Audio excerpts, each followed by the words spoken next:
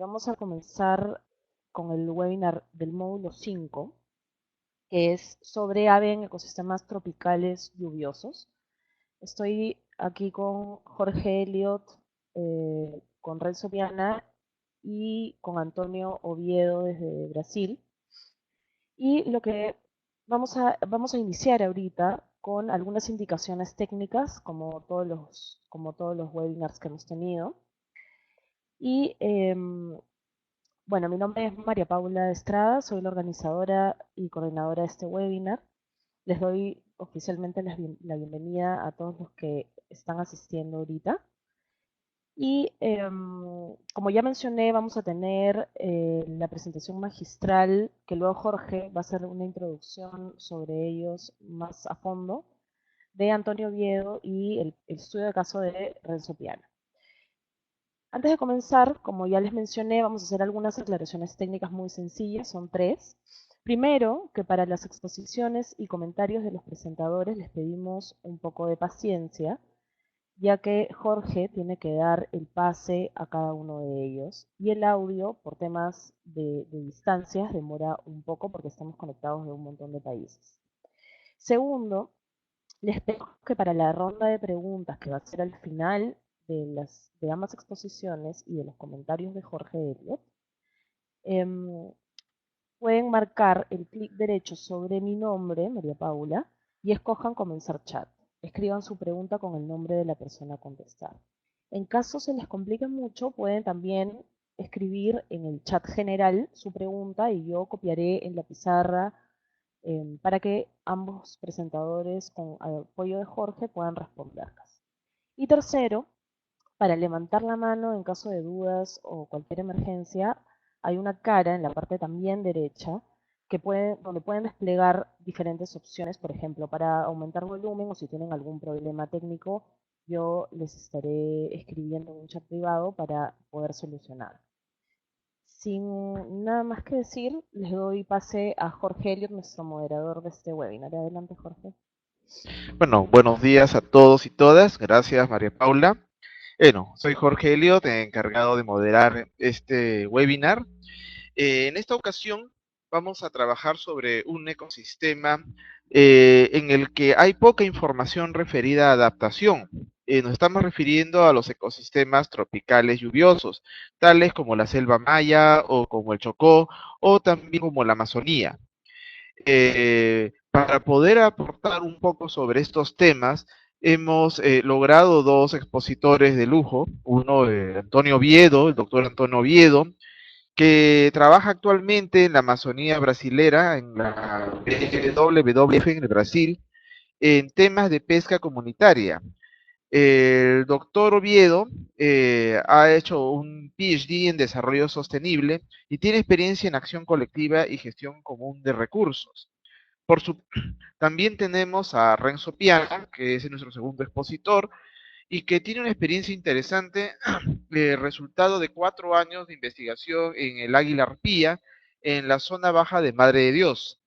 Actualmente se desempeña en el PNUD, en un proyecto importante justamente sobre adaptación a base de ecosistemas. Sin más esperar, le doy el pase a Antonio para que nos pueda compartir su exposición.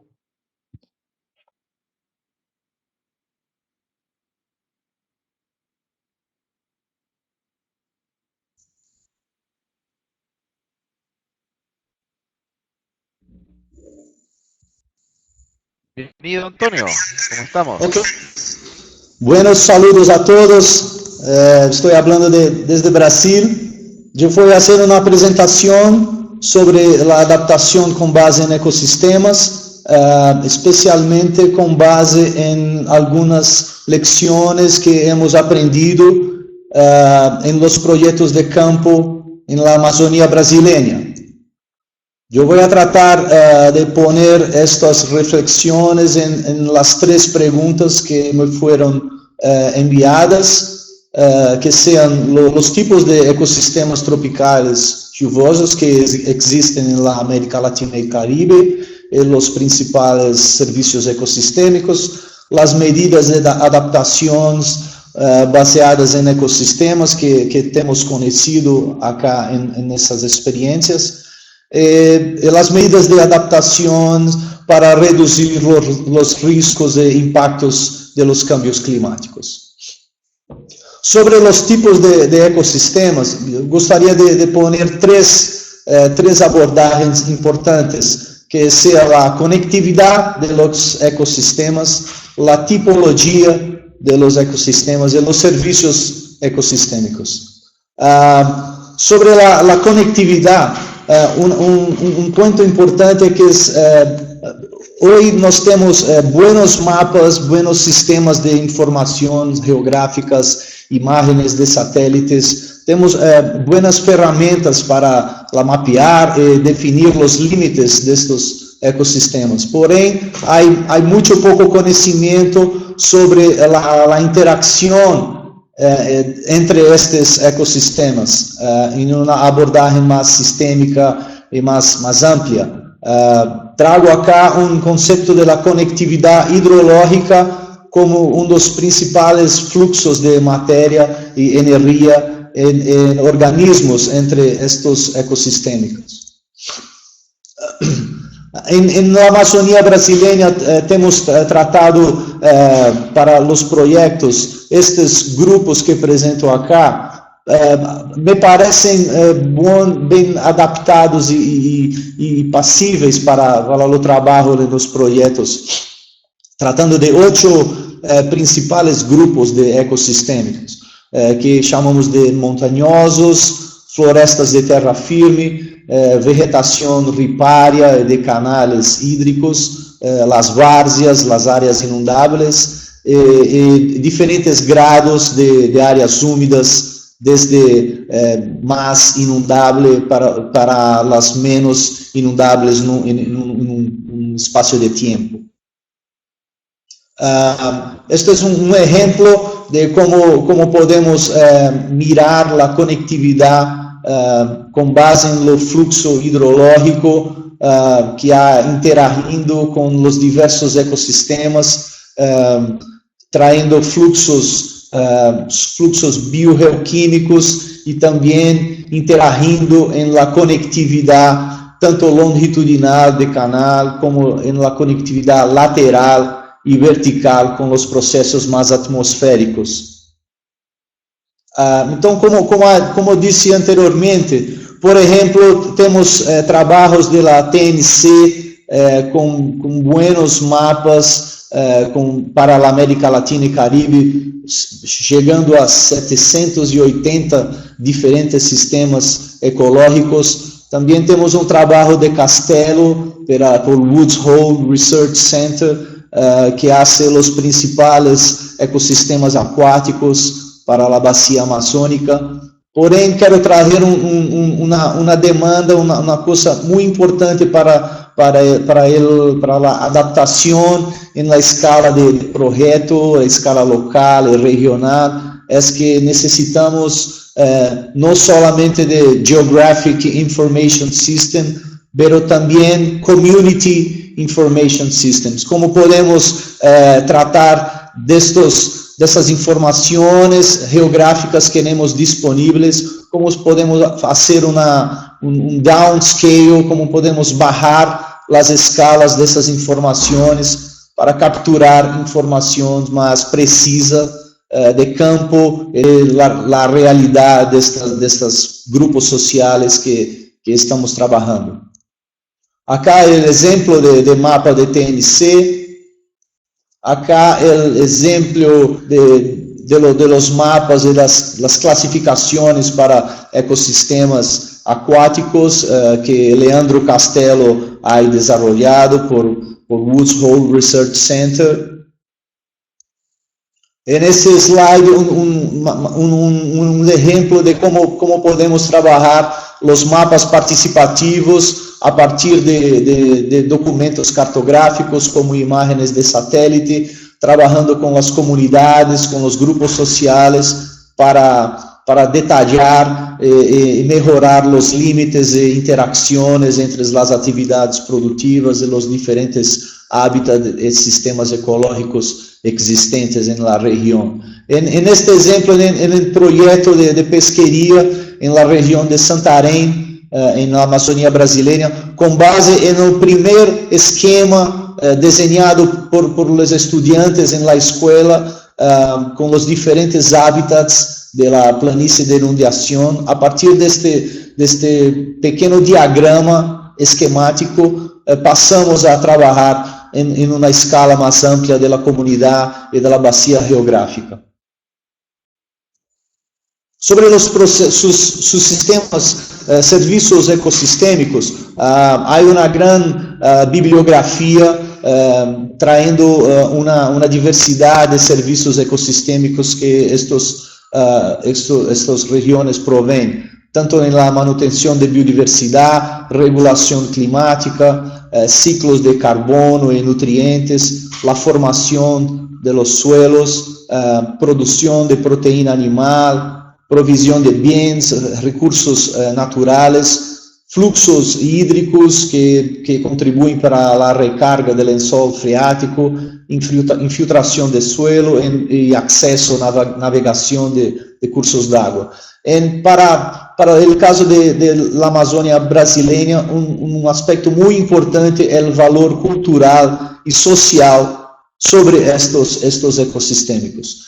Las poblaciones tradicionales tienen un gran conocimiento sobre la región, sobre cómo se usa y la dinámica de los recursos naturales, que es un valor que necesita ser incentivado para la continuidad de estos procesos. Hemos percebido que los jóvenes muchas veces gustan de se mover para los grandes centros urbanos y este tipo de conocimiento va se perdiendo con el tiempo.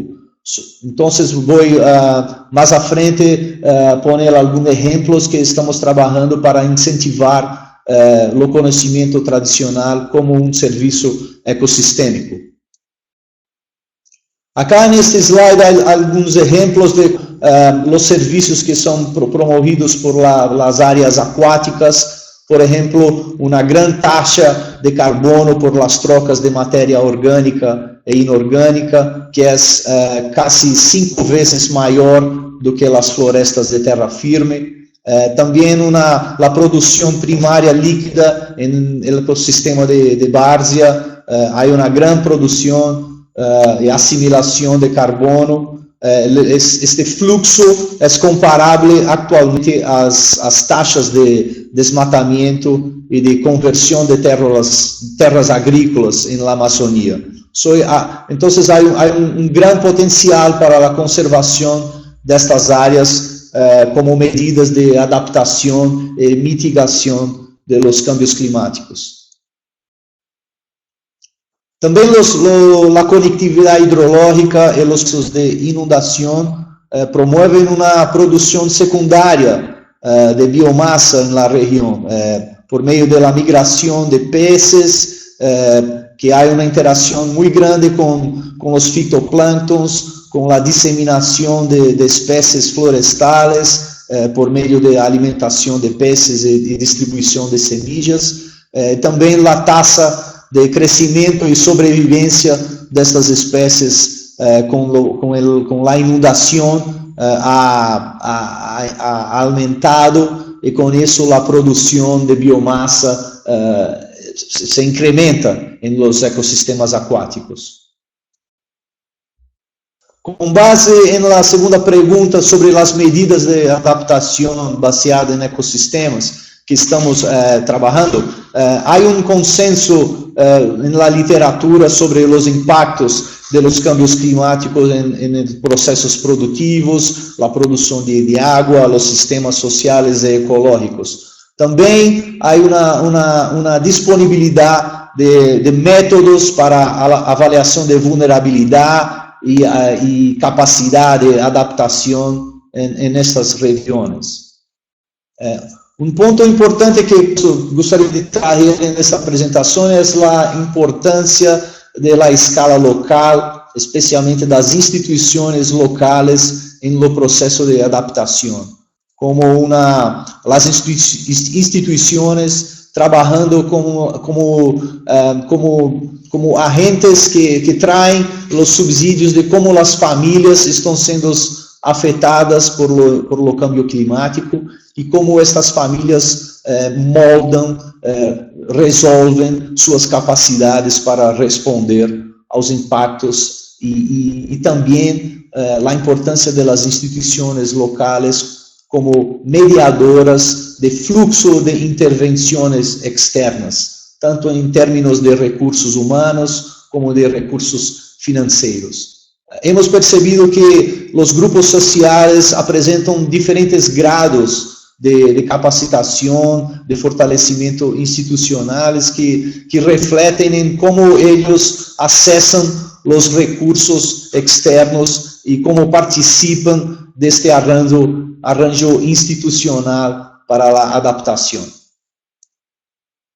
Hemos trabalhado com este marco conceptual de Elinor Ostrom, chamado de Sistema Social Econômico, em que tratamos de diagnosticar o contexto socioambiental em quatro subsistemas, que seriam o sistema de los recursos, a unidade do recurso que é extraído de la natureza, o sistema de governança, os usuários.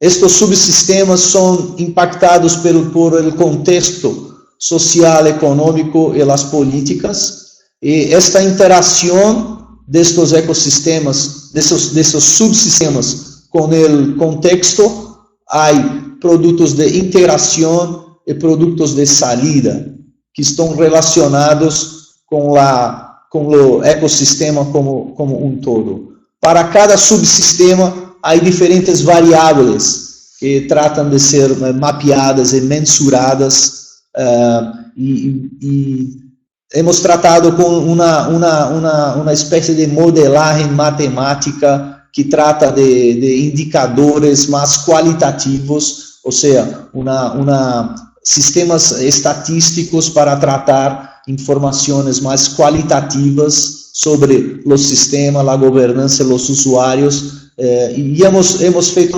uns interessantes exercícios sobre como evaluar políticas de uso sostenible e políticas de adaptação bajo este marco conceptual.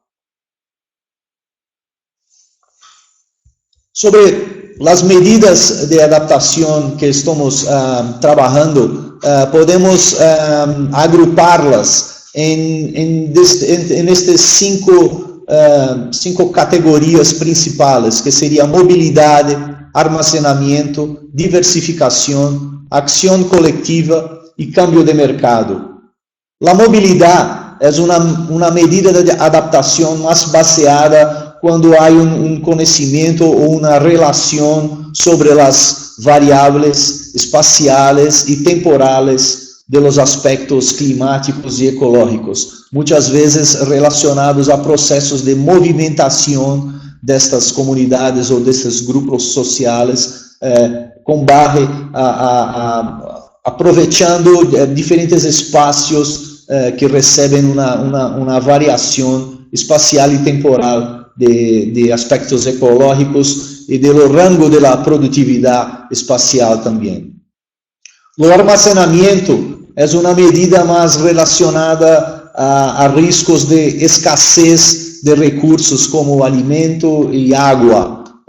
Esta medida é uma medida que necessita de uma boa parceria com a infraestrutura. Então, para trabalhar medidas de armazenamento, há que se tratar de uma análise sobre a infraestrutura local para o sucesso deste tipo de adaptação.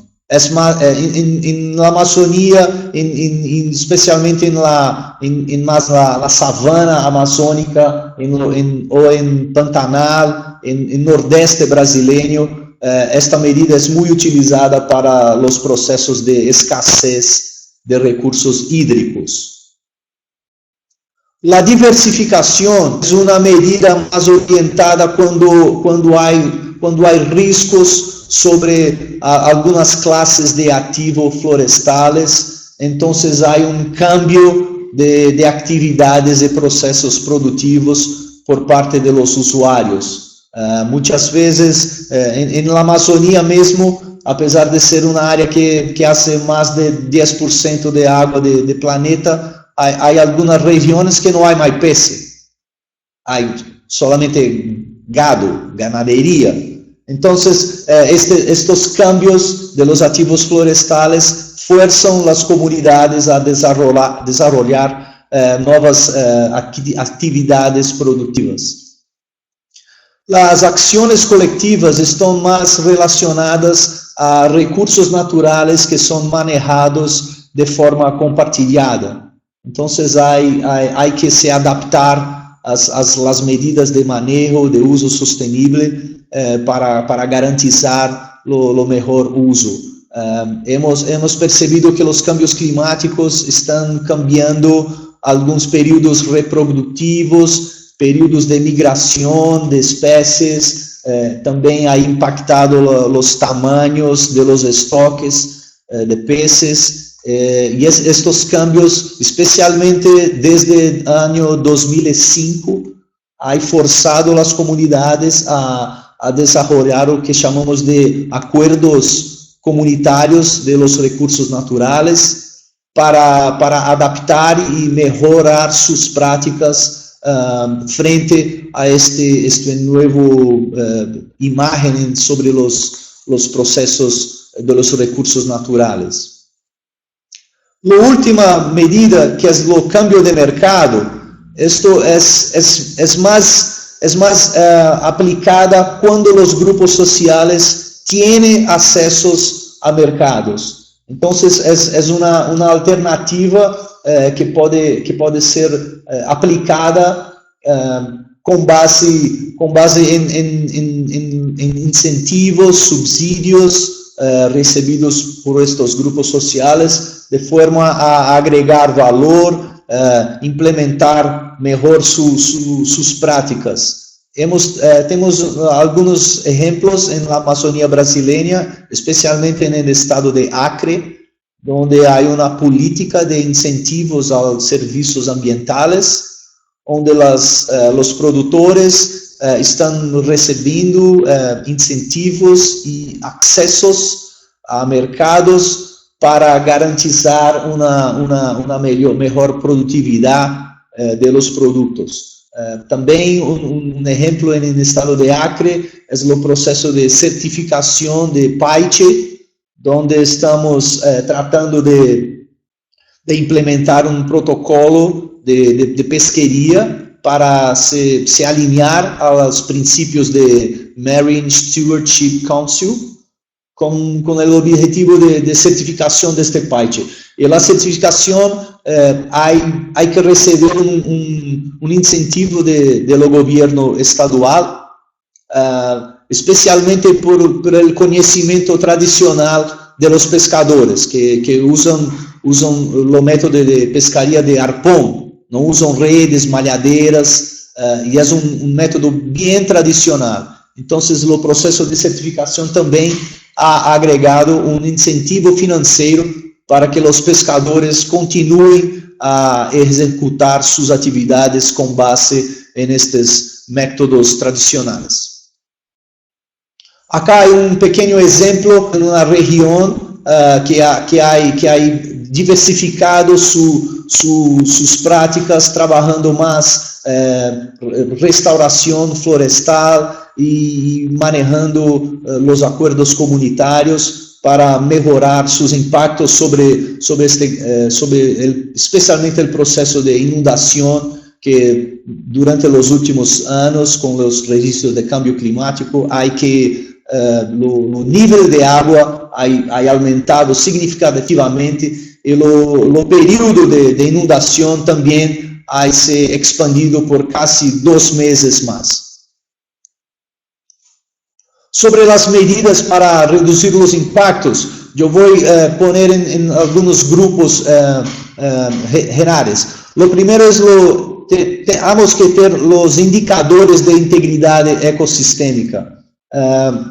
Já mencionei que temos buenos mapas geográficos, buenas metodologias para a análise de vulnerabilidade, pero temos que trabalhar estas ferramentas em la escala local. Hemos trabalhado acá em Brasil uma abordagem chamada-se Barefoot Manager, ou que seja os manejadores de pés descalços. É o desenvolvimento de pequenos protocolos onde os próprios pescadores e produtores possam coletar informações sobre o contexto ambiental. Estas informações vão alimentando estas bases geográficas para um melhor detalhamento das informações na escala local. Da mesma forma, a gestão de áreas protegidas e legislação de recursos hídricos, temos buenos exemplos na América Latina, pero a lição que hemos visto na Amazônia brasileira é que os grupos locais não é que não necessitam do apoio do governo, eles necessitam cada vez mais o apoio do governo, pero o apoio reconhecendo suas propostas locais sobre arranjos institucionais e sobre os regulamentos para a zonação, para o zoneamento e para a definição de medidas locais sobre o uso e classes de uso de recursos naturais. Então, há alguns exemplos sobre os recursos hídricos, que há um componente importante dentro do marco legal, que é o manejo integrado de bacias hidrográficas, que é uma porta para a participação destes grupos locais em los fóruns de debate e discussão.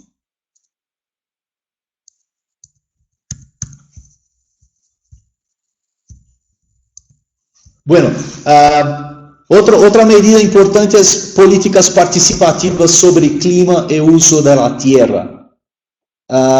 Recentemente em Brasil tivemos uma experiência sobre a revisão do Código Florestal, que se reduziu as áreas de proteção permanente relacionadas à vegetação ripária, e isto pode causar-nos um grande impacto sobre a conectividade hidrológica de los ecossistemas aquáticos e sus ecossistemas terrestres de terra firme agregados.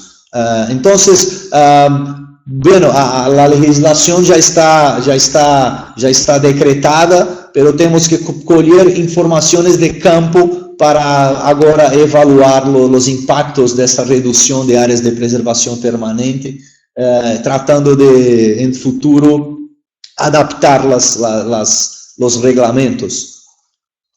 Sobre o contexto institucional e local, uma medida muito importante é apoiar parcerias institucionais para a aplicação de medidas de adaptação. Por exemplo, para as medidas que mencionei arriba sobre diversificação e redes comunitárias, é muito importante a construção de parcerias entre a sociedade civil e o governo local. Por exemplo, para medidas de adaptação, de armazenamento e cambios de mercado, é muito importante o desenvolvimento de parcerias sobre o setor privado e instituições locais e sociedade civil. Então, parceria seria a palavra-chave para as medidas de adaptação. Outro ponto importante é reforçar as capacidades institucionais.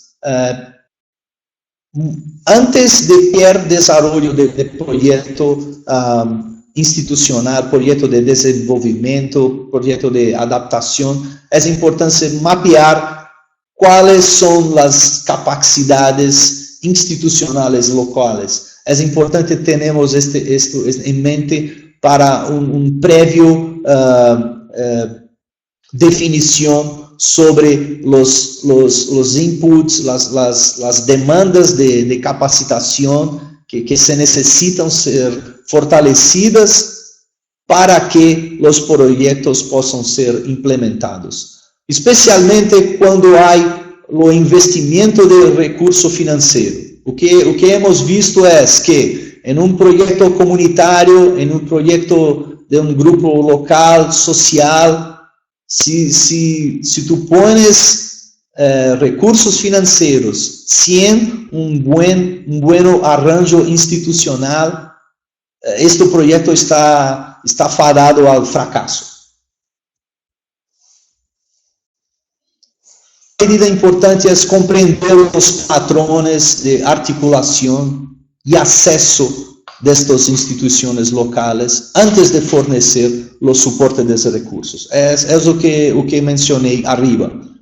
Es muy importante conocer el arranjo institucional, cómo estos grupos locales están participando en los fóruns de participación y toma de decisiones, para que possamos ter arranjo participativo para quando se ingressam os recursos. E por fim, o tema de adaptação requer uma abordagem de processo contínuo. Então, adotar uma perspectiva de adaptação en lo desarrollo institucional. Los cambios institucionales son muy frecuentes. Estos traen diferentes expectativas, diferentes agendas políticas. Entonces, en un proceso como es la adaptación para cambio climático, que requiere una abordaje de medio y largo plazo, é importante que o arranjo institucional esteja capacitado para tomar estes diferentes contextos e termos uma flexibilidade para a adaptação destes contextos institucionais. Bueno, com isso termino minha apresentação e sigo pronto para o debate. Gracias.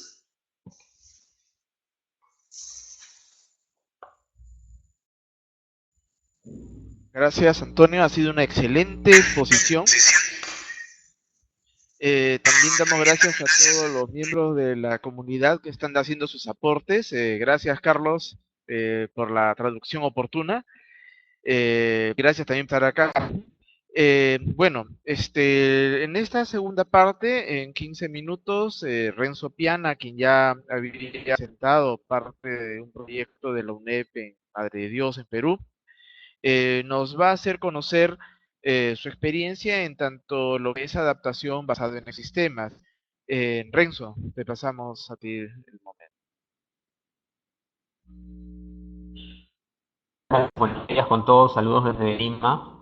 Voy a hacer una presentación de aproximadamente 15 minutos sobre un caso de estudio de un proyecto que estamos desarrollando con el Programa de las Naciones Unidas para el Desarrollo, orientado a fortalecer las capacidades de adaptación en ecosistemas de pueblos indígenas en la Amazonía.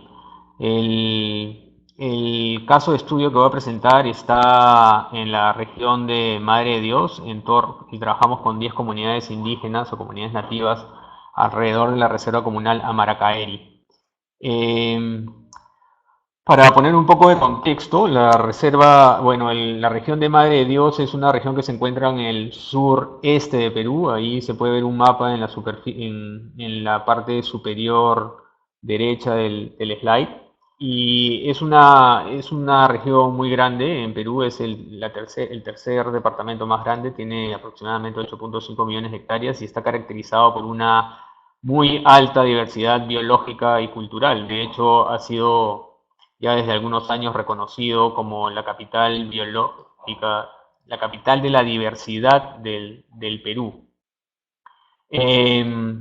Hay una gran cantidad de pueblos indígenas asentados en la región. Algunos de ellos están asentados en comunidades nativas, muchas de ellas ya tituladas, pero lo que es también interesante de esta región es que hay la presencia de pueblos indígenas en aislamiento voluntario, que se desplazan por un corredor biológico que va desde las partes que corresponden a la zona del Purús, en el límite con la región Ucayali, hasta el pie de monte andino, en la base, en lo que podría ser la zona adyacente con la región del Cusco. Madre de Dios, además, está cubierta por varias áreas naturales protegidas, algunas de protección estricta, como el Parque Nacional del Manu. Y el proyecto que nosotros estamos implementando se encuentra en torno a la Reserva Comunal Amaracaeri, que está localizada entre el Parque Nacional del Manu y un ecosistema más característico de llanura amazónica que está conformado por la Reserva Nacional Tambopata y el Parque Nacional Bahuaja-Sonene.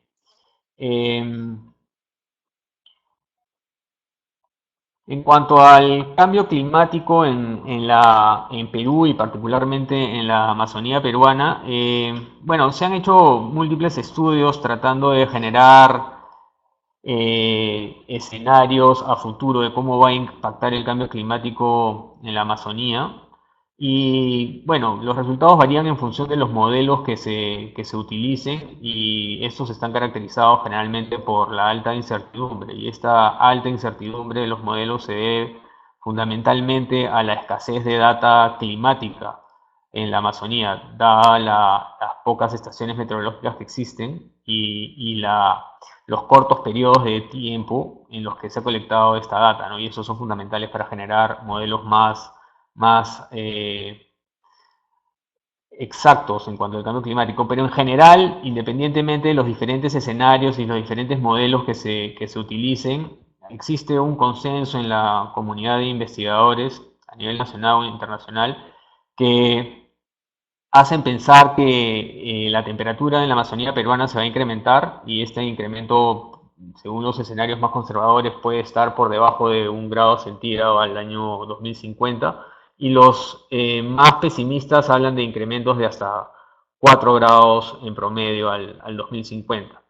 En cuanto a la precipitación, que es otro factor importante para tratar de definir los impactos del cambio climático en determinados ambientes, este es un poco más difícil de modelar, ¿no? Generalmente hay mucho más incertidumbre, pero así como se puede definir un incremento en la temperatura, dependiendo de los modelos que se utilicen, se habla más de una disminución en la precipitación y tal vez de un fenómeno de eventos extremos más periódicos, ¿no? O sea, lluvias más intensas en más cortos periodos de tiempo.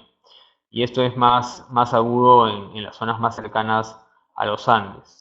En cuanto al proyecto EVA Amazonía que estamos implementando, el objetivo es tratar de determinar cómo va a impactar el cambio climático en las poblaciones indígenas de la Amazonía y estamos tratando de integrar mecanismos de adaptación basada en ecosistemas y de adaptación basada en comunidades para gestionar espacios amazónicos, en este caso una reserva comunal y los territorios de las comunidades nativas que están asentados alrededor de este ámbito, ¿no? Este proyecto lo estamos implementando en colaboración con el Ministerio del Ambiente y particularmente con el Servicio de Áreas Naturales Protegidas que tiene a su cargo la administración de la Reserva Comunal de Amaracaeri junto con organizaciones de la población indígena local. Hemos estado levantando información de base. Acá les coloco un mapa sobre el ámbito de trabajo en el que estamos implementando este proyecto. La Reserva Comunal de Maracaeri tiene aproximadamente 400.000 hectáreas. Está rodeada de 10 comunidades nativas que pertenecen a 3 pueblos indígenas, mayoritariamente el pueblo Jarambut, que es un pueblo que es oriundo de esta zona, y también hay una comunidad del pueblo indígena Matsigenga y otra del pueblo indígena Yini. Ahora, las reservas comunales son una categoría muy especial en cuanto a las áreas naturales protegidas en el Perú, porque a diferencia de las demás, estas son coadministradas entre el Estado a través del CERNAM, el Servicio de Áreas Naturales Protegidas, con una jefatura y un jefe, y las organizaciones indígenas locales que forman un ejecutor del contrato de administración, que es una asociación formada por representantes de los pueblos indígenas que firman un contrato con el Estado para coadministrar esta reserva comunal. Son reservas, son áreas protegidas que en el Perú se conocen como de uso directo porque permiten el uso de recursos naturales bajo determinados arreglos legales. Ahora, en las comunidades nativas donde nosotros estamos trabajando, como en toda la Amazonía, los pueblos indígenas y los pobladores de estas comunidades todavía dependen mucho del uso y del acceso a recursos naturales para satisfacer sus necesidades, ¿no? Los pueblos indígenas todavía dependen del monte, como le dicen ellos, o del bosque, para acceder a recursos como materiales de construcción de sus viviendas, cacería y carne de monte, pesca. La pesca es muy importante. En general, la información que nosotros hemos podido recoger sobre el uso de servicios ambientales, el acceso y la importancia de estos servicios ambientales que provee el bosque, determinan que actividades extractivas como la pesca, la cacería y la extracción de madera, tanto para construcción como para comercio, siguen siendo entre las actividades económicas más importantes, ¿no? Otra actividad económica muy importante, tal vez la más importante, sigue siendo la agricultura, principalmente de subsistencia, aunque en algunas comunidades esta agricultura es más, parte de esta agricultura está orientada al comercio. Sin embargo, no solamente el cambio climático es un fenómeno que tiene el potencial de afectar los servicios ecosistémicos que provee el bosque a los pobladores del ámbito, sino que además en Madre de Dios se están dando algunos fenómenos de cambios de uso antrópicos o producidos por el hombre que pensamos que van a tener como un efecto sinérgico o compuesto al cambio climático. Es muy conocido, por lo menos acá a nivel de Perú, el impacto que tiene la minería de oro en los cauces de los ríos, en la región donde estamos trabajando, principalmente a lo largo del río Madre de Dios, y la contaminación que genera esta actividad tanto a nivel de los cuerpos de agua, en función de que se están incrementando el nivel de sedimentos en los cuerpos de agua y alterando las propiedades físicas y químicas del agua, sino además de la cantidad de mercurio que esta actividad aurífera incorpora al sistema, con los efectos potencialmente tóxicos que puede tener. Entonces, es importante, creo, no perder de vista que si bien el cambio climático va a tener un impacto en los servicios ambientales, estos no pueden estar desligados también de otras actividades que van a tener un efecto potenciador de los impactos negativos del cambio climático, ¿no? Y eso lo vamos a ver en un rato.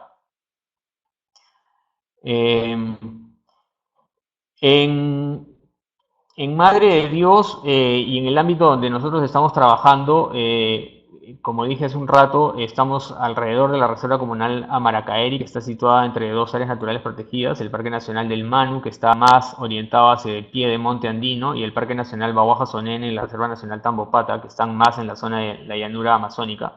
Y creo que es importante mencionar que nosotros, desde la gestión de este proyecto, consideramos que el mantenimiento de la conectividad entre los ecosistemas boscosos, desde la llanura amazónica hasta el pie de los Andes, van a ser parte de un mecanismo que va a permitir mitigar los impactos negativos del cambio climático hacia la provisión de servicios ambientales.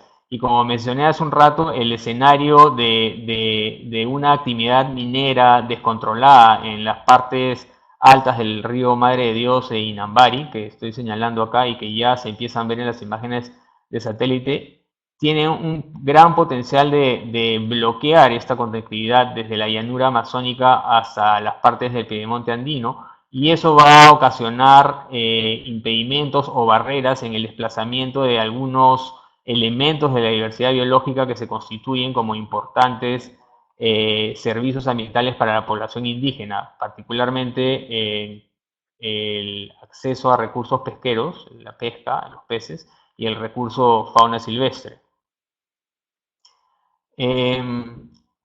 Yo he hecho algunos modelamientos de distribución de fauna silvestre bajo determinados escenarios climáticos y particularmente de especies que sabemos, debido a la información que hemos recogido en el campo, que son importantes para la población indígena local en cuanto a provisión de carne.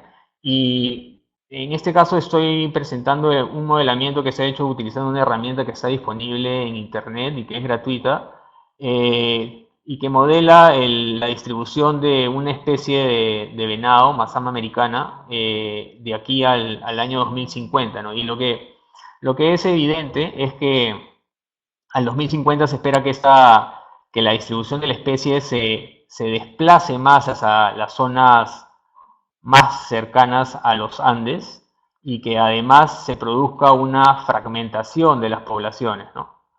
Y en ecología sabemos que poblaciones que están fragmentadas son poblaciones que tienen una mayor tendencia a extinguirse debido a que la pérdida de conectividad con otras poblaciones o la separación de otras poblaciones hace que estas poblaciones tengan una mayor tendencia al inbreeding y pierdan su diversidad genética, lo cual las hace más vulnerables a enfermedades o pierden su capacidad también de adaptarse a condiciones extremas del medio ambiente. Y es por eso que estaba hablando hace un rato de lo importante que es ya mirar a nivel espacial el mantener la conectividad de los ecosistemas boscosos, ¿no? Particularmente desde las partes bajas de la Amazonía hacia las zonas del pie de monte andino.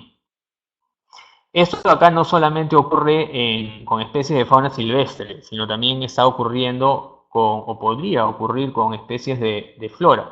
En este caso estoy presentando dos modelos que he hecho sobre dos especies de flora silvestre que son muy importantes por la provisión de servicios para la población indígena de las comunidades donde estamos trabajando. En la mano izquierda tenemos Hydranthera deltoidea, que es una palmera que se conoce localmente con el nombre de pona y que es muy utilizada para la construcción de casas. La madera de la pona se utiliza para la construcción de pisos, las hojas para la construcción de techos. Y en el caso, el slide de la derecha tenemos Mauricia flexuosa o aguaje, que es una especie muy importante por la provisión de frutos para los pobladores amazónicos, pero también para la provisión de alimento para las especies de fauna silvestre. Y nuevamente se puede ver lo mismo que aparecía en el slide anterior, ¿no? Hay una tendencia que con el calentamiento global o con el calentamiento de las temperaturas, el incremento de las temperaturas en la Amazonía, las especies van a tender a desplazarse nuevamente hacia el pie de monte andino, ¿no? Y nuevamente es importante tener en cuenta acá lo que se estuvo mencionando sobre el mantenimiento de la conectividad entre ecosistemas boscosos. Este es un mapa que hemos elaborado, un mapa participativo que se ha elaborado en una de las comunidades en las que estamos trabajando. Este es el mapa de uso de recursos y uso del suelo en la comunidad nativa de Diamante, que es una comunidad de pueblo indígena del Guine. Y acá ya se pueden empezar a ver algunos patrones de uso del espacio. Y eso nos permite empezar a pensar en términos de vulnerabilidad climática y en términos de posibles impactos del cambio climático en la forma como el territorio de esta comunidad está siendo utilizado. Estos cuadraditos de acá representan las zonas de uso agrícola o las chacras, y como es de esperarse y como sucede en casi toda la Amazonía, las chacras se hacen en las zonas de bordes de ríos, donde hay suelos más fértiles y que a su vez son zonas que están más susceptibles a ser afectadas por inundaciones extremas. Y de hecho eso ya está pasando. En un viaje que hice a estas comunidades en abril de este año, hubo una creciente muy fuerte. tan fuerte que la gente de las comunidades decía que era una creciente que generalmente ocurre cada 10 o 12 años, pero que ahora perciben que está ocurriendo de manera más frecuente. Y estas crecientes están afectando ya las chacras y las viviendas que están más cerca a las zonas de los ríos y que son las zonas que nosotros creemos que van a ser más vulnerables a impactos negativos del cambio climático. Y también en esta imagen, que es una foto que tomé también en esa misma época, se puede ver que estas lluvias ya están empezando a tener algunos impactos negativos sobre las vías de comunicación, ¿no? Esto es particularmente preocupante porque la mayor parte de los productos de pan de llevar que se comercializan de las comunidades hacia el mercado se comercializan en los centros poblados que están hacia la zona de Cusco, en la región del Piedemonte andino, y que son zonas que son altamente vulnerables a derrumbes, a desbarrancamientos, a interrupciones. Y pensamos que eso también va a tener una fuerte consecuencia negativa cuando las comunidades quieran, o los pobladores de las comunidades quieran acceder al mercado para poder comercializar sus productos.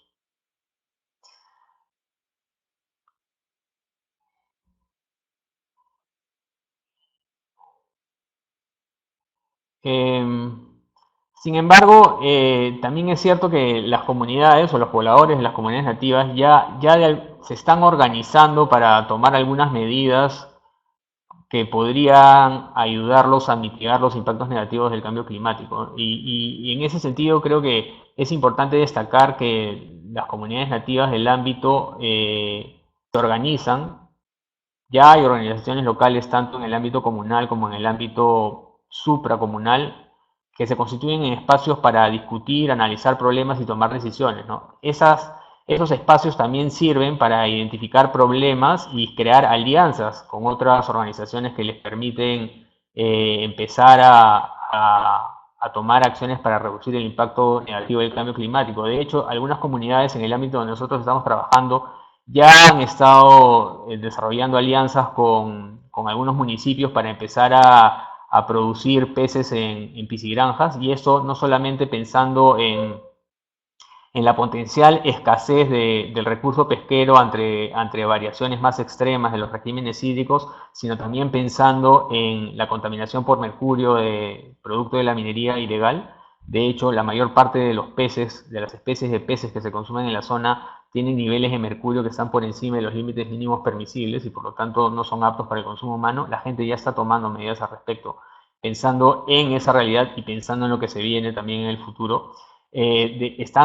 Ya se han creado algunas asociaciones de productores en algunas comunidades, particularmente en la comunidad nativa de Chintuya, por ejemplo, que está muy pegada a la carretera que lleva al Cusco, donde están empezando a organizarse para producir variedades de plátano que son más resistentes a las humedades extremas y más resistentes a algunas plagas como la cigatoga. Y en algunas comunidades ya desde hace algunos años han estado tratando de incorporar el componente de gestión de sus recursos forestales a través de plantaciones o sistemas agroforestales para poder hacer frente a la fragmentación de bosques, ¿no? Están utilizando sistemas agroforestales o de producción forestal para recuperar áreas degradadas, y de hecho ya hay iniciativas que si bien se han implementado en periodos donde el cambio climático todavía no era un problema o no había esta conceptualización del problema, ya para ellos es una práctica que está dando resultados y existe mucho interés en expandirla para recuperar áreas que han sido degradadas por la minería ilegal, por ejemplo, ¿no? Entonces, yo creo que es importante mencionar que la población local, en función de sus percepciones y en función de sus capacidades organizativas, están en la capacidad de tomar decisiones, están en la capacidad de discutir y están en la capacidad de crear alianzas estratégicas con otros órganos del Estado, de la sociedad civil, para poder empezar a hacer frente a los impactos negativos del cambio climático. Bueno, eso es todo lo que tengo que presentarles y muchas gracias por su atención.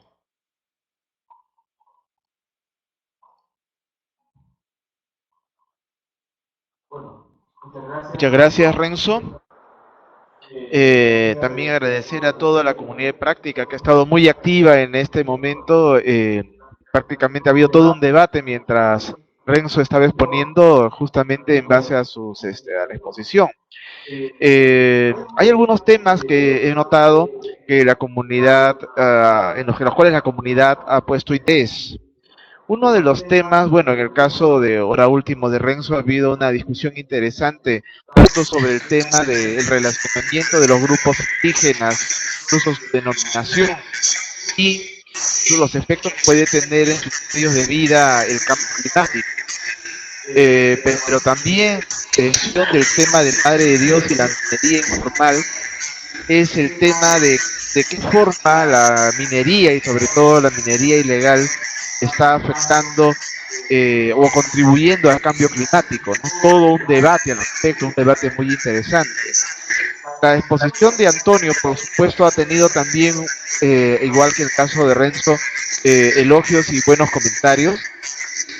Allí uno de los temas que viene a la mente, que de alguna forma todos comentaban y Renzo también menciona, es relacionamiento entre los diversos tipos de ecosistemas tropicales lluviosos. Renzo mencionaba la parte alta y la parte baja. Al pie de monte amazónico, en el Perú le llamamos selva alta, o los yungas le llaman en Bolivia, y denominaciones de ese tipo en diversos países, y que afectan de un lado al otro, es decir, animales, fauna y probablemente flora que están subiendo en cuanto a altitud, pero también la relación de la naciente de las cuencas hidrográficas y el impacto que tienen en las partes bajas en el Amazonas, ¿no?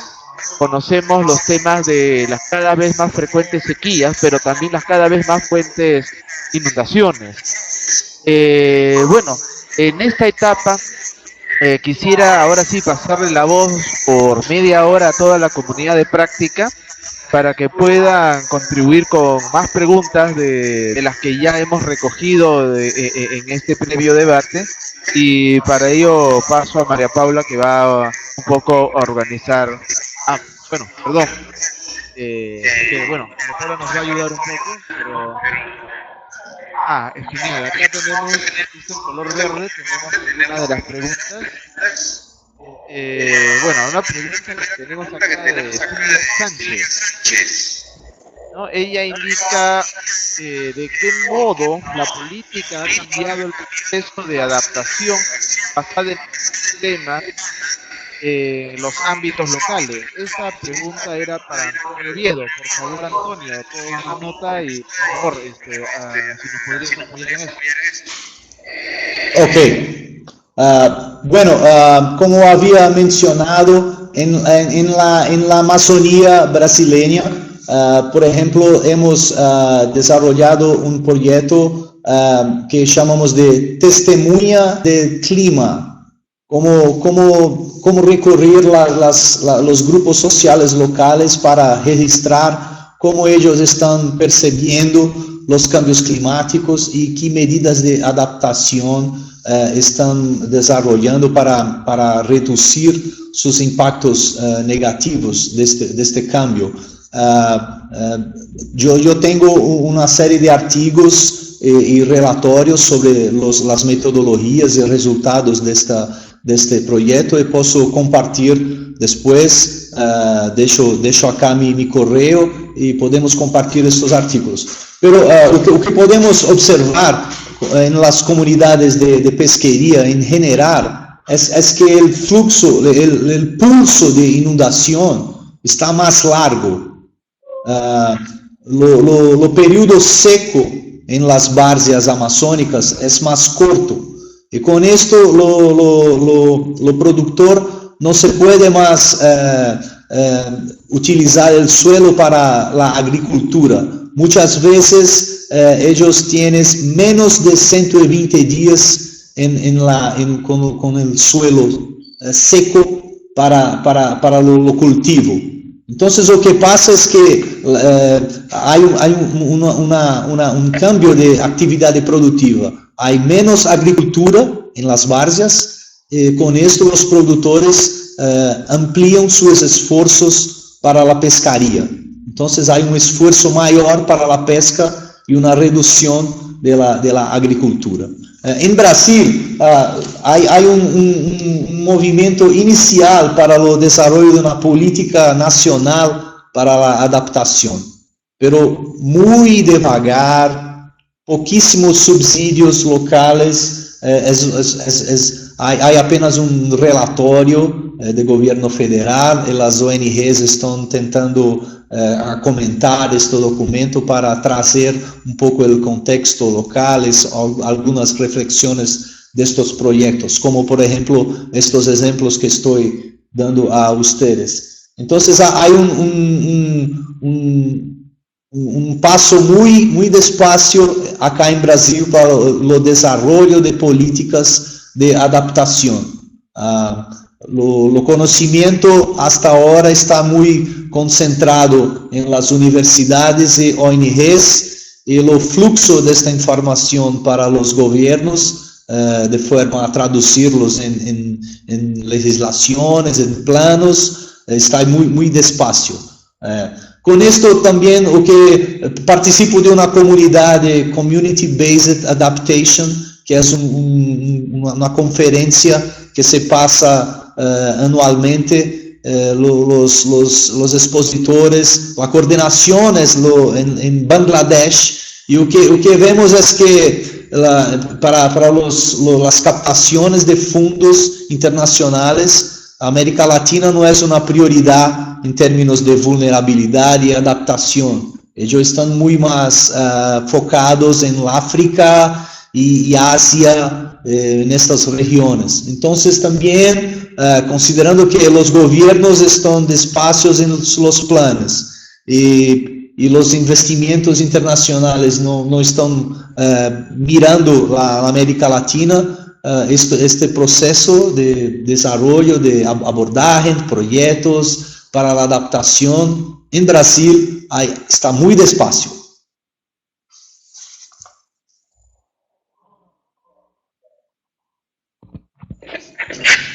Gracias, Antonio. Tenemos una siguiente pregunta que le referida a la y el tema de ancestral en relación a la certificación. Sí, en mi organización WWF ha trabajado con una alianza con el gobierno estadual de Acre para producir una legislación sobre pagos a los servicios ecológicos. En este marco legal del estado de Acre, fue definido como los productos, los servicios ecológicos, el carbono, recursos hídricos, el suelo, la biodiversidad y el conocimiento tradicional. Entonces, considerando la pescaría de paiche, que es en Brasil, es una pescaría muy tradicional, especialmente en Acre, los pescadores utilizan o arpón para la captura, es una pesca muy selectiva, y hay pocos pescadores que detén este tipo de tecnología, de conocimiento. Entonces, para la certificación de paiche, hicimos un proyecto tentando argumentar la importancia del paiche en términos de biodiversidad, porque cuando tú manejas el paiche, los resultados de las estadísticas pesqueras es que lo tamaño y la cantidad de otras especies en este mismo lago también aumentan. Entonces hay un impacto positivo en el manejo de paiche en otras especies. Entonces hay un valor agregado en términos de biodiversidad. Y también como una forma de incentivar los pescadores a mantener sus técnicas tradicionales. Entonces hay un proyecto de ley en el estado de Acre que hace un pago como que un incentivo para el pescador para continuar a manejar el paiche con base en sus técnicas tradicionales. Estamos atentando es una forma de certificación colectiva, no es una certificación de un individuo, pero hacemos un acuerdo colectivo de pesquería en un específico lago, los pescadores, usuarios, comunidades involucradas reciben una certificación colectiva. Entonces, la producción de paiche es compartida con los diferentes usuarios de acuerdo con la cantidad de tiempo que ellos colocan en el proyecto, y el gobierno hace un pago colectivo para todos los usuarios que están involucrados en ese proyecto. Y con base en las asociaciones locales, ellos deciden o qué hacer con estos pagos recibidos. Cambio. Bueno, gracias por estos temas. Sí, yo creo que los conocimientos tradicionales son fundamentales para la adaptación al cambio climático, particularmente de los pueblos indígenas, pero yo creo que podemos sacar algunas lecciones aprendidas de ellos también para llevarlas a otros escenarios, ¿no? Más tradicionales, digamos. Yo creo que los pueblos indígenas han evolucionado en un periodo de muchos cambios en los últimos miles de años.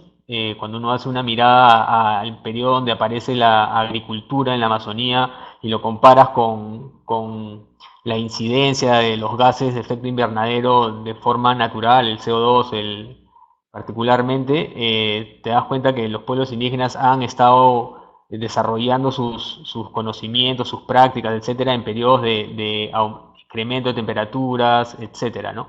Y hay algunas prácticas que ya se están dando y se han venido dando en forma tradicional, como el intercambio de semillas, por ejemplo, el intercambio de variedades de plantas más resistentes a determinadas plagas, más resistentes a determinadas condiciones atmosféricas. El uso de pisos altitudinales en los Andes peruanos y en la Amazonía también responde justamente a una necesidad de utilizar mejor diferentes características climáticas, ¿no? Y nuevamente aquí el concepto de conectividad es fundamental, ¿no? Porque en la medida que tengas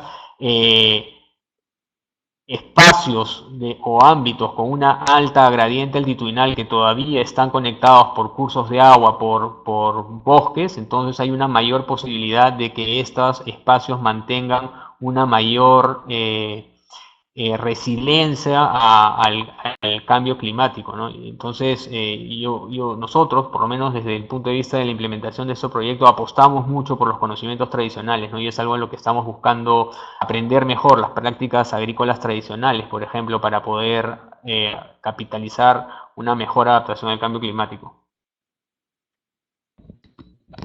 Gracias, Renzo.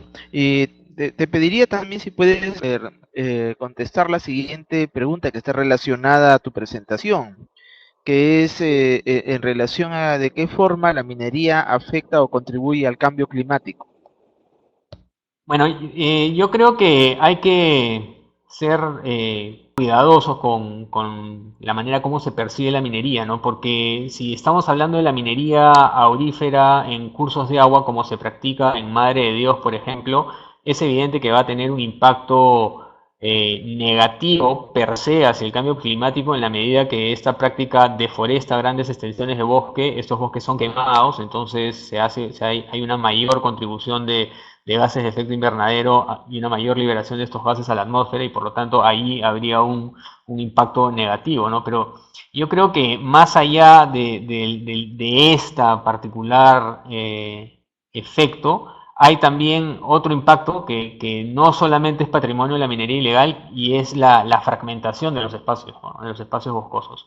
Y eso no solamente se produce con la minería, sino también con la agricultura a gran escala.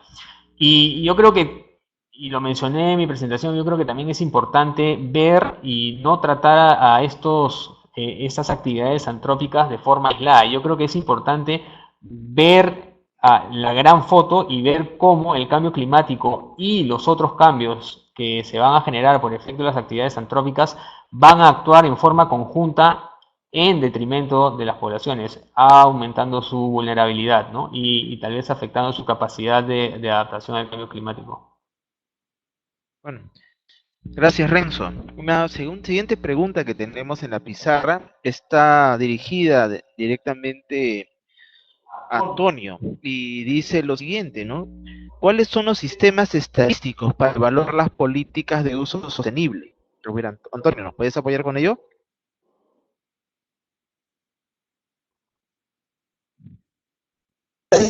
Pacotes estatísticos para se evaluar dados qualitativos.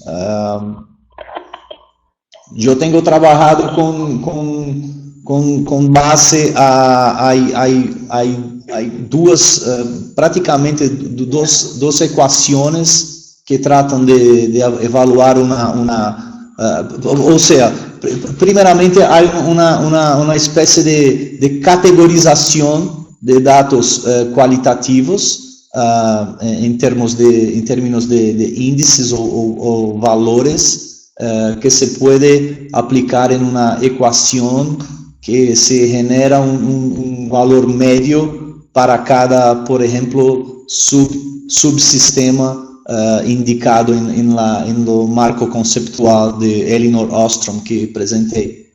Después se puede utilizar una ecuación para se desarrollar un índice de sostenibilidad con base en estos valores promedios de cada subsistema. Eu tenho recentemente um artigo científico submetido à revista Ecological Indicators, que posso compartilhar a todos, que se muestra em detalhe como os dados qualitativos de percepção do usuário sobre os cambios climáticos podem ser clasificados em termos de subsistemas de Elinor Ostrom, como se pode categorizar e valorar estas percepções qualitativas para se produzir um índice quantitativo de sustentabilidade de cada subsistema. Muy bien, gracias, Antonio. Hay una pregunta acá muy referida al contexto peruano y desde Alejandro Flores Lozano, y dice que el proceso electoral en el caso de la economía peruana considera estos y otros aspectos importantes, políticas y estrategias de intervención. Renzo, más bien podrías por lo menos ver que esto acontece en el contexto de Madre de Dios en el Perú.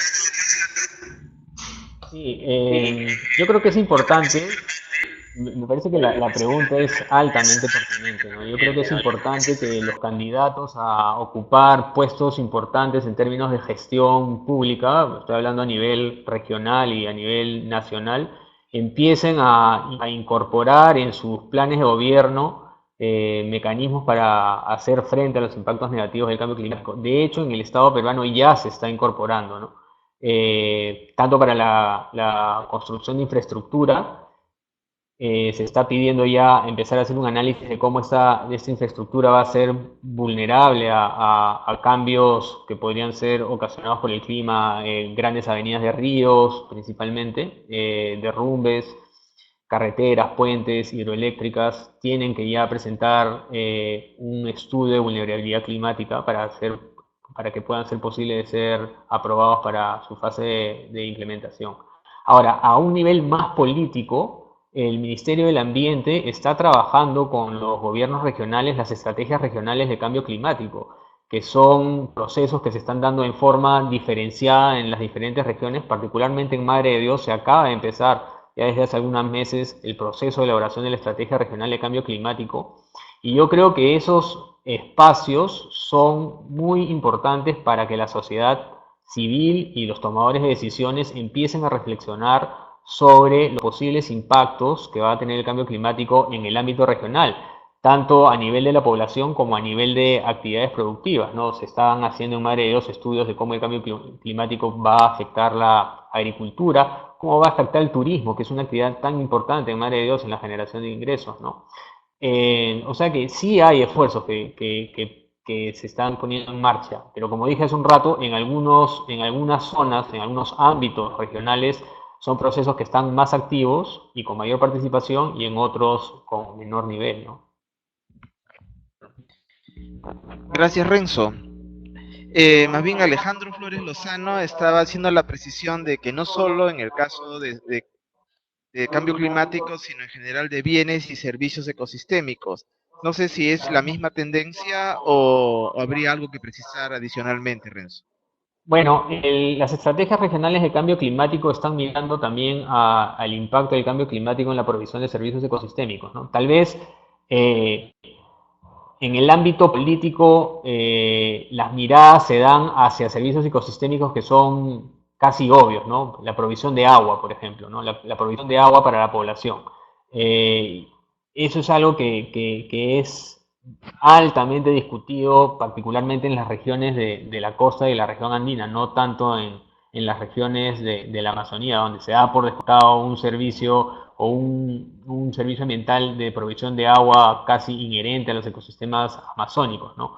O sea que sí hay ese nivel de reflexión.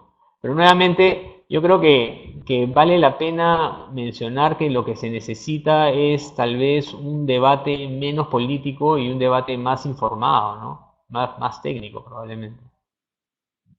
Gracias, Renzo. Hay ahora una pregunta que está dirigida a Antonio Oviedo y es de Carolán Perilla. Dice que le gustaría conocer más en detalle el abordaje que han realizado para incluir la participación de grupos indígenas y la adaptación ecosistémica desde el enfoque de Ostrom que nombraste en tu presentación. Antonio, te doy el pase. Ha desarrollado un marco conceptual llamado Análisis Institucional y de Desarrollo, Institutional Analysis and Development, que es un marco conceptual para un diagnóstico sobre los arranjos institucionales locales, considerando los usuarios, los recursos, el ecosistema, las arenas de interacciones y los resultados de estas interacciones. Con base en estos diagnóstico, hay 8 principios que Elinor Ostrom llama de Design Principles, que serían qué principios que debemos implementar en un grupo social para que ellos tengan interés por acciones colectivas y compartidas. Yo no voy a recordar de los 8 principios, por ejemplo, el primer principio es lo grupo tener clareza sobre quién faz y quién no faz parte del grupo, del proceso. También ter clareza sobre los límites del ecosistema, del hábitat que está siendo trabajado. Otro principio es que hay que tener arenas participativas para la toma de decisiones. Otro principio es que hay que tener sistemas de monitoreo y de sanciones para las personas que no cumplen los acuerdos. Y así se va, son 8 principios que Elinor Ostrom aplicó en diversos contextos, en pescaría, en Asia, en sistemas de riego, acá en la América Latina, en la pesquería, en manejo florestal. Yo deseo mi correo en el bate-papo. Pueden escribir que puedo mandar una serie de artículos y papers sobre esto. Cambio. Oh, gracias, Antonio. Más bien, Antonio, te recomendaría también de que esos papers los puedas disponer en la comunidad de práctica, como ya has hecho con varios anteriormente, y puedas contribuir un poco al debate que se va a hacer las 2 próximas semanas. Tenemos una siguiente pregunta que podría ser para los 2 expositores, porque trata sobre los grupos humanos amazónicos denominados por algunos especialistas como de aislamiento voluntario.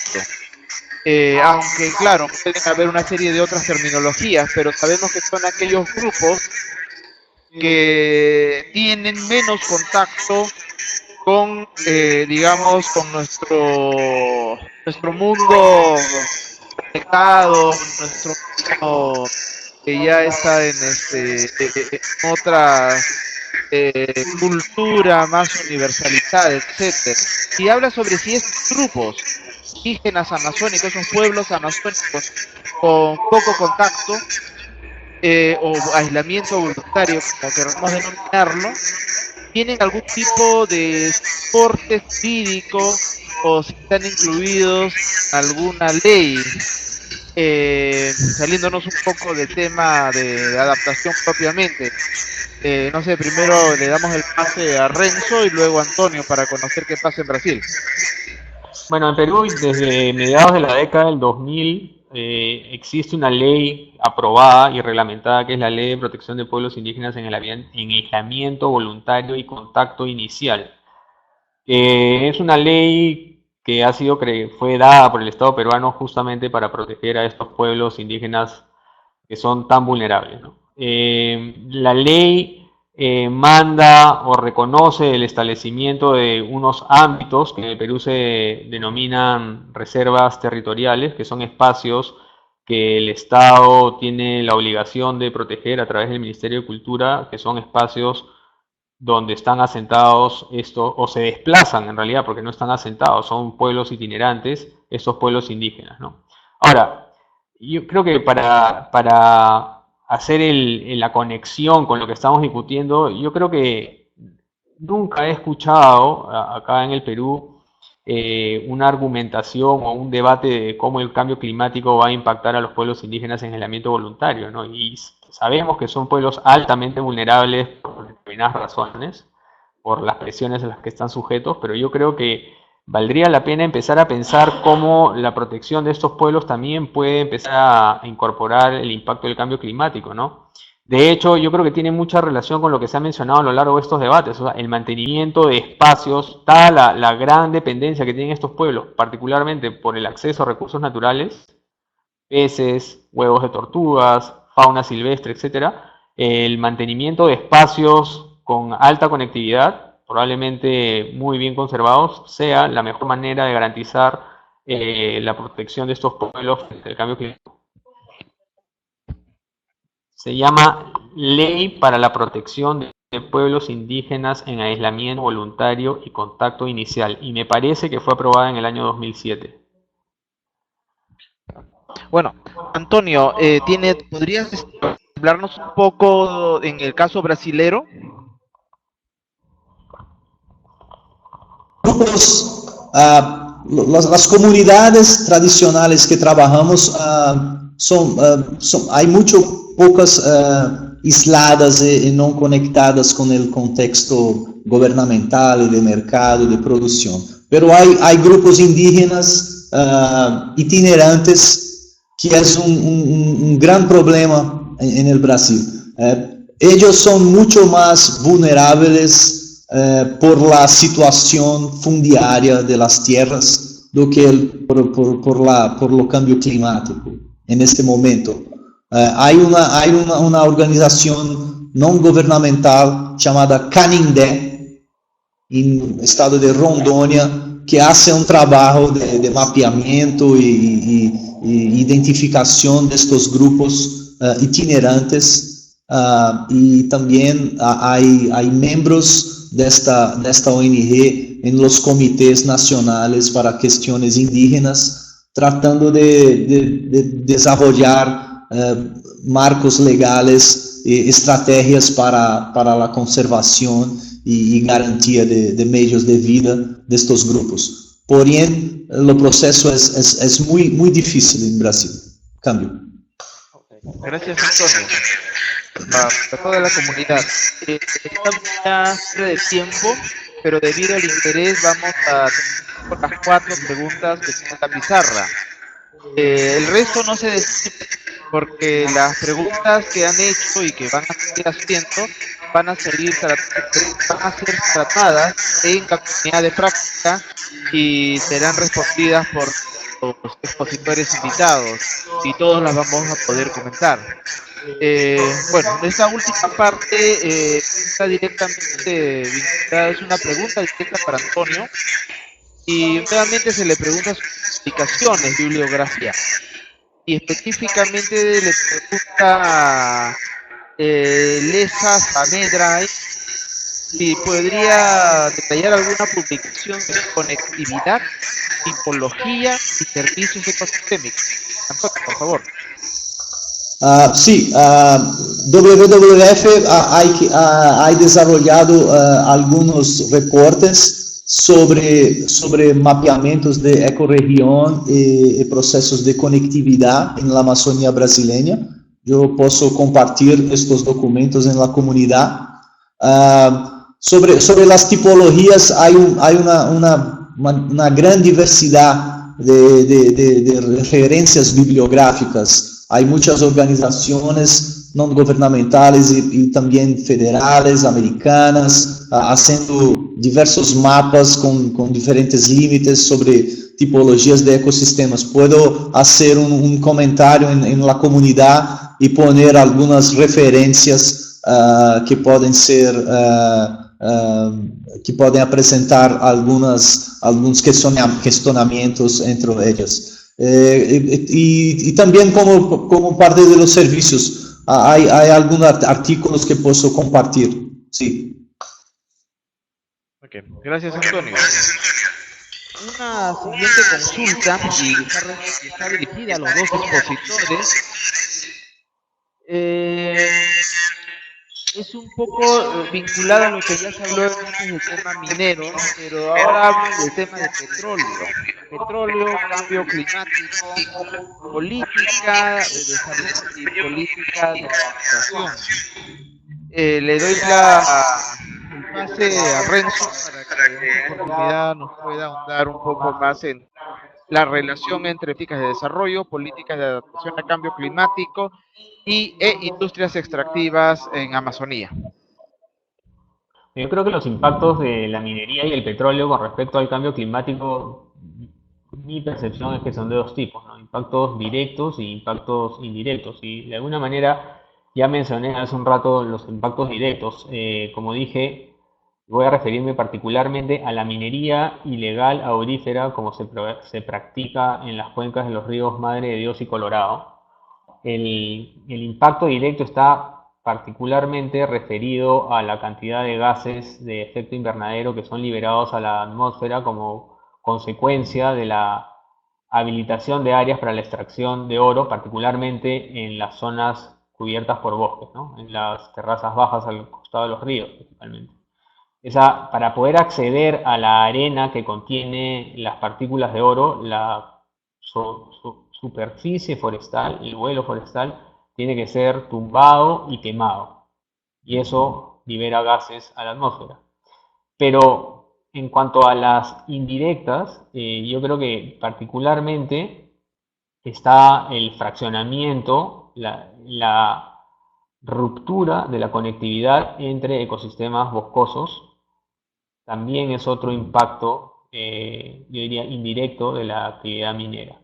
En cuanto a la actividad petrolera, bueno, yo no soy un experto en actividad de extracción de petróleo, pero me parece que la quema de los gases y el venteo de los gases producto de la extracción, evidentemente también liberan gases de efecto invernadero y nuevamente hay otros impactos indirectos, ¿no?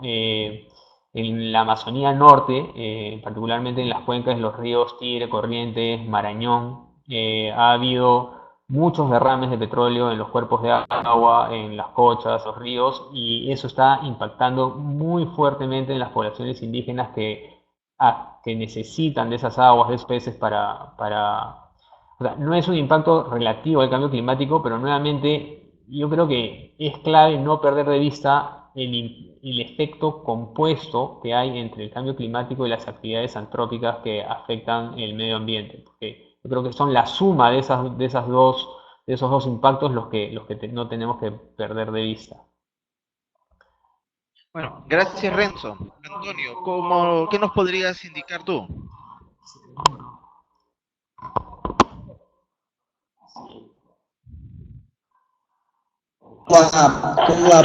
Con la evaluación de la vulnerabilidad de los ecosistemas versus el cambio climático, tenemos una medida de cuál las fragilidades y cómo es la respuesta de este ecosistema frente a un cambio climático.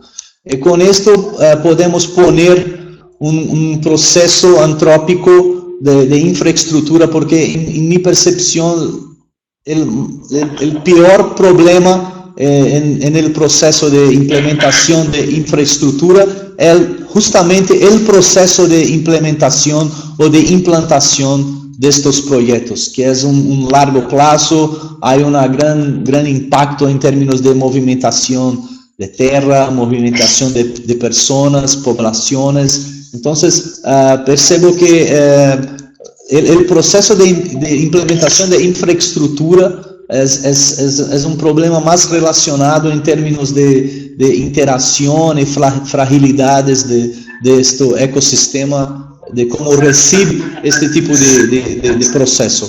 En Brasil hay un gran debate por la exploración de petróleo en la región costera, en la región de pré-sal. Hay muchos estudios que ya se reportan impactos de los cambios climáticos en algunas especies marinas, como por ejemplo las tortugas, y también sobre algunos ecosistemas como los mangues. Entonces hay que tener un debate sobre cómo, porque la perspectiva es muy grande de este presal. Hay muchos investimentos y muchas plantas de exploración petrolífera hay que ser implantadas en la región costera, que hay una fuerte interacción con estas especies y ecosistemas que ya están fragilizados. Porém, es un debate muy difícil acá en Brasil. Cambio. Gracias, Antonio. Casi terminando, le vamos a dar pase a Renzo para que nos pueda responder ya una pregunta muy técnica, y es en referencia a los escenarios. ¿Qué tipo de escenarios, qué escenarios han trabajado? Dice, ¿nacionales o locales?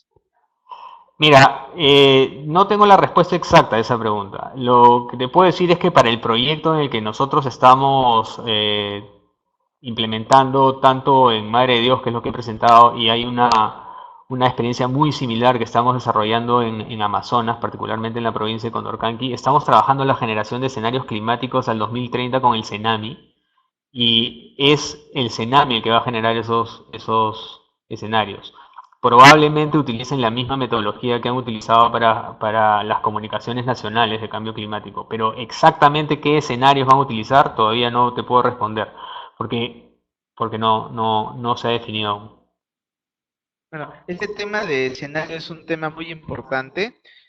Simplemente me gustaría indicarles de que por lo general se está dando la metodología del downscaling, es decir, sobre la base de de la evaluación global, mundial, de lo que es cambio climático. Simplemente lo que se hace es disminuirle la escala y, digamos, y hacer la evaluación a nivel regional o local, obviamente con todo el error que jala eso, debido a la falta de estaciones meteorológicas, no solo en un país de Latinoamérica, sino yo diría en todos. Para suplir un poco eso, bueno, en este caso, digamos, particularmente yo, como soluciones prácticas, hemos aplicado métodos antropológicos, uno en San Martín y el otro recientemente en Guyana, que nos sirve un poco para verificar tendencias y verificar cómo están cambiando los signos con los cuales las zonas locales están verificando estos cambios, o cómo no los están verificando debido justamente al cambio climático. Como digo, podemos seguir conversando de esto en la comunidad, y sin más voy a dar la última. que es para los dos expositores, y se refiere a las medidas de adaptación. Y aunque suene obvio, la pregunta que nos hace César Palacio es, ¿deben ser sostenibles esas medidas? Y dice, ¿no? Hay que identificar cuál de estas se siguen aplicando, qué condiciones, entiendo yo, tendría que tener estas medidas para que sean sostenibles. Empezamos con Renzo y luego seguimos con Antonio. Renzo. Bueno, una respuesta en cortito. Si deben ser sostenibles, la respuesta es sí. Yo creo que la única manera de que estas medidas de adaptación puedan funcionar en el largo plazo, en la medida que el cambio climático va a tener un impacto permanente, es que sean sostenibles. Ahora, ¿cómo hacer para que sean sostenibles? Yo creo que en la medida que estén basadas en las prácticas locales, que se construyan en función de cómo la población local ha venido desarrollando sus prácticas agrícolas, en fin, ustedes dirán, es la mejor receta, ¿no? En la medida que sean construidas a partir de las propias percepciones locales y con el conocimiento tradicional, en la medida que puedan, que necesiten la menor cantidad de insumos de afuera, van a ser más sostenibles. Y yo creo que también es importante mencionar que deben ser medidas de adaptación construidas en función de los arreglos institucionales de las propias comunidades con las que se están trabajando. Como mencioné en mi presentación, las comunidades indígenas de la Amazonía, andinas, ya tienen arreglos institucionales que les permiten discutir, tomar decisiones e implementar. Entonces yo creo que hay que construir esas medidas de adaptación en función de esos arreglos institucionales a nivel local para que puedan ser sostenibles en tiempo. Antonio, te paso tu última intervención en relación a esta pregunta.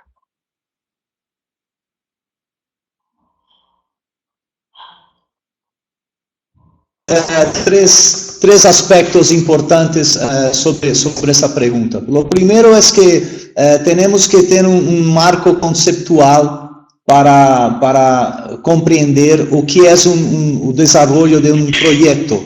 Hay, por ejemplo, una referencia para una metodología llamada gestión adaptativa de Richard Margulis, donde tú haces tú desarrollas un plan, implementa este plan, avalía, colecta las lecciones aprendidas y se va para un segundo nivel, un segundo año de implementación. Con base en las lecciones, tú puedes adaptar sus prácticas para un nuevo ciclo. Entonces, el proceso de adaptación es importante si recurrir a una abordaje de proyecto que te permites implementar, evaluar, coger las lecciones y seguir con una adaptación sobre los planes anteriores. Lo segundo, sobre cómo evaluar la sostenibilidad de una medida, podemos utilizar, por ejemplo, el marco conceptual sobre el desarrollo sostenible, que tenemos que mirar en los diferentes aspectos económicos, ecológicos, sociales, y podría incluir un cuarto elemento que sería la sostenibilidad institucional. Entonces hay que evaluar cómo esta medida de adaptación se va en términos de su sostenibilidad económica, los fondos para la implementación de esto, sus impactos y respuestas frente al ecosistema y sus fragilidades, y también al contexto social e institucional. El tercer aspecto, que para mí es lo más importante, es que hablamos que las medidas de adaptación tienen un foco, una importancia muy grande en la escala local. Y nosotros no tenemos bases de datos e informaciones sobre la escala local. Si sacamos los modelos climáticos disponibles, un píxel de mínima resolución de estos modelos es una región inmensa. si hablamos en poblaciones tradicionales. Entonces, ¿cómo utilizar modelos que poseen una resolución espacial que no es aplicable en nuestros enfoques? Entonces, los proyectos hay que contemplar, que considerar fondos, estrategias para la generación de bases de datos locales, para a partir dessas bases de dados, se é capaz de podermos avaliarmos o impacto, a efetividade dessas medidas de adaptação. Porque se hacemos medidas de adaptações em escala local e queremos avaliar estes resultados em modelo climático com outra resolução espacial, impossível. Cambio. Gracias, Antonio. Bien, gracias, Renzo. Gracias a toda la comunidad de práctica que se ha mantenido en línea durante esta hora y 40 que hemos estado conectados. Como ya les he dicho, sus preguntas seguirán siendo respondidas por los expositores en los días siguientes, porque las vayamos procesando. También este webinar va a ser colgado en la comunidad de práctica, así que van a poder verlo todas las veces que quieran a partir de mañana, que será colgado por nuestro equipo técnico. Y bueno, hemos abordado varios temas de tipo técnico, político, institucional. Creo que ha sido muy rica las presentaciones, vuestras preguntas, intervenciones, los comentarios en el chat también han sido muy interesantes. Y creo que tenemos bastante material para poder conversar las siguientes semanas. Bueno, sin más, invitarlos a que no dejen de visitar todos los días la página de AVE, seguir comentando. Y bueno, los siguientes meses seguiremos trabajando otros temas. El siguiente mes nos toca ver los manglares, el tema de la adaptación, pero en este caso en ecosistemas marino-costeras. Este tema también de ecosistemas tropicales lluviosos se relaciona mucho con mitigación. Ya tendremos también la oportunidad de trabajarlo dentro de unos meses. Y también el tema que se va a trabajar sobre áreas protegidas, que será en noviembre, para lo cual estamos preparando una agenda muy especial. Bueno, muchas gracias a todos nuevamente y estamos en contacto.